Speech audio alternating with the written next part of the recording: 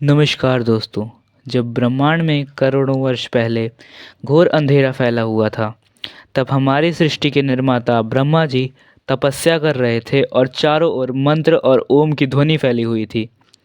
फिर उनके माथे से एक आग की लपट का जन्म हुआ और थोड़ी ही देर में एक तेजस्वी आग की लपटों से घिरे देवता उनके सामने प्रकट हुए, जिन्होंने अंधेरे को समाप्त कर रोशनी को जन्म दिया।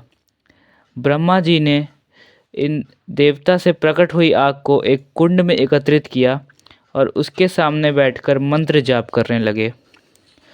उन्होंने इस कुंड में आकाश, वायु, पानी, पृथ्वी इन चारों तत्वों को मिलाया और फिर देखते ही देखते अलग अलग जीव जंतु पैदा होने लग गए। इसी प्रकार पृथ्वी पर जीवन शुरू हुआ। जिस देवता से यह अग्नि उत्पन्न हुई थी वह थे अग्निदेव, और जिस विधि से ब्रह्मा जी ने इन जीवों को निर्माण किया था वह था इस दुनिया का पहला हवन। हवन एक ऐसा अनुष्ठान है जिसमें अग्नि देवता की पूजा कर अपनी इच्छा भगवान तक पहुंचाई जाती है। जैसे स्वास्थ्य के लिए सूर्य देवता तक, बारिश के लिए इंद्र देवता तक आदि। हवन के मदद से देवी देवताओं की पूजा की जाती है और भक्तों की प्रार्थना देवताओं तक पहुंचाने का काम है इंद्रदेव का। अग्नि, सूर्य को भी उसकी रोशनी तब मिली थी जब अग्नि देवता का जन्म हुआ। ऋग्वेद के तीसरे सूक्त के 11वें मंडल में अग्नि का महत्व दर्शाया गया है। अग्नि वो है जिसने कुछ पलों में पूरी लंका जला दी, तो अग्नि वो भी है जिसने सीता माता की रक्षा की। अग्नि वो है जिसमें सती माँ ने अपने प्राण त्यागे, तो अग्नि वो भी है जिससे द्रौपदी का जन्म हुआ। अग्नि से दिया जलता है, वहीं अग्नि से लाश भी जलती है। अग्नि की ये बातें इसके कॉन्फ्लिक्टिंग नेचर को दिखाती हैं। इसके कारण है अग्नि देवता को मिला हुआ श्राप और एक वरदान।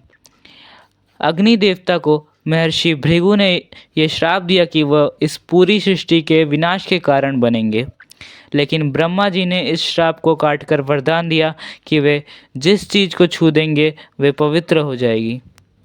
इसी वरदान की वजह से अग्नि को पवित्रता का प्रतीक माना जाता है। अग्नि और उसके धुएं से इंसान की सारी नकारात्मकता दूर हो जाती है।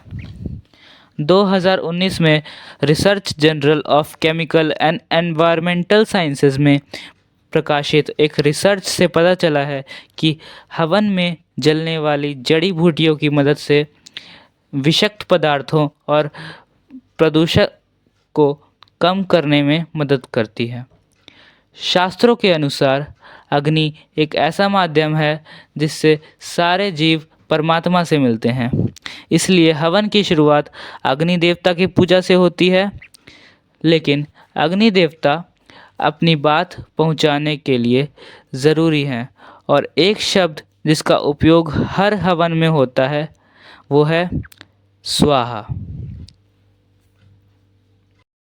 स्वाहा एक ऐसा मंत्र है जिसका हवन में लगातार प्रयोग होता है और हर मंत्र के अंत में स्वाहा बोला जाता है और हवन की अग्नि में आहुति दी जाती है। दरअसल यह कोई मंत्र नहीं बल्कि एक देवी का नाम है, देवी स्वाहा, प्रजापति दक्ष की पुत्री और अग्निदेव की पत्नी। ब्रह्मवैवर्त पुराण के अनुसार देवी स्वाहा के बिना अगर अग्निदेव को कोई भी अनुष्ठान किया जाता है तो वह पूरा नहीं होता। देवी स्वाहा ने अग्निदेव को गहरी तपस्या और उपवास के बाद पाया था। देवी स्वाहा को यह वरदान भी मिला था कि अगर उनका नाम लिए बिना अग्निदेव को कुछ चढ़ाया जाता है तो वह उन तक नहीं पहुंचेगा। इसलिए मंत्र के आखिर में स्वाहा बोला जाता है। अगर ये नहीं बोला गया तो हवन अधूरा रह जाता है और उस हवन का फल नहीं मिलता है। हवन में हर शब्द का एक अर्थ होता है। जैसे मंत्र, हवन का मतलब होता है भगवान के साथ एक डिवाइन कनेक्शन फॉर्म करना, जिसके लिए सकारात्मक ऊर्जा और कंपन की ज़रूरत होती है जो मंत्रों से मिलती है। इसमें पहले अग्नि देवता के मंत्रों को पढ़ा जाता है, फिर जिस भी देवी देवता का आप अनुष्ठान करना चाहते हैं उनका मंत्र पढ़ा जाता है। हर एक मंत्र के बाद अलग अलग चीज़ों की आहुति दी जाती है, जैसे घी। घी की आहुति वातावरण को शुद्ध करने के लिए दी जाती है। अगर की लकड़ी प्रार्थना भगवान तक पहुंचाने में मदद करती है। चंदन और केसर मन की शांति के लिए प्रयोग होते हैं। अगर सिर्फ हेल्थ के लिए हवन किया जा रहा है तो आम की लकड़ी का प्रयोग होता है, क्योंकि ये बैक्टीरिया को नष्ट करते हैं। आहुति मुद्रा। हर हवन में आपको एक स्पेसिफिक मुद्रा से आहुति देने के लिए बोला जाता है, उसे आहुति मुद्रा कहा जाता है। यह 3 प्रकार की होती है: मृगी मुद्रा, हंसी मुद्रा और शुक्री मुद्रा।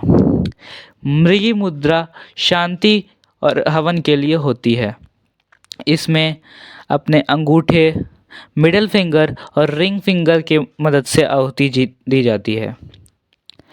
हंसी मुद्रा हेल्थ के लिए होती है, जिसमें सारी उंगलियों का उपयोग होता है, बस इंडेक्स फिंगर को छोड़ के। और जब किसी के अंतिम संस्कार का हवन हो रहा हो तो वहाँ पे शुक्री मुद्रा का प्रयोग होता है, जहाँ 5 उंगलियों को मिलाकर आहुति दी जाती है और इसी प्रकार से हवन पूरा होता है। अगर आपको यह वीडियो पसंद आई हो तो हमारे चैनल को सब्सक्राइब कीजिए, ताकि हम आपके लिए और ऐसा ज्ञान ला सकें। धन्यवाद।